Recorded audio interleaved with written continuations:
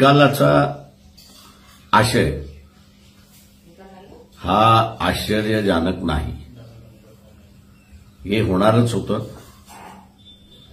याचं कारण की ज्यावेळेस इलेक्शन कमिशन आणि इलेक्शन कमिशनचा निर्णय सुप्रीम कोर्ट आम्ही हस्तक्षेप करणार नाही असं ज्यावेळेस म्हटलं, त्यावेळेस पक्ष आणि सिम्बॉल हा एकनाथ शिंदेकडे गेला.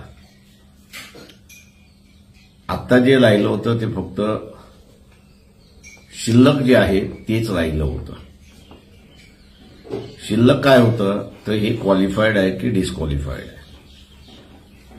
एकदा पक्ष कुठला खरा आणि कुठला खोटा हा निर्णय दिल्यानंतर डिस्क्वालिफिकेशनचा अर्थ हा इन्फ्रक्च्युअस होतो कायद्याच्या भाषेमध्ये. आणि म्हणून निर्णयाने आश्चर्य नाही त्या सगळ्याच्यामध्ये.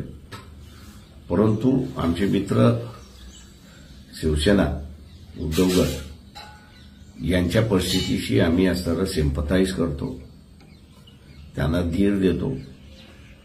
निर्णय विरोधात घेतला असला तरी चालेल, पण आपण एकत्र त्या ठिकाणी लढू शकतो आणि या प्रवृत्तींना आपण विरोध करू शकतो. या निर्णयाचं गमक 500 + 1000 असा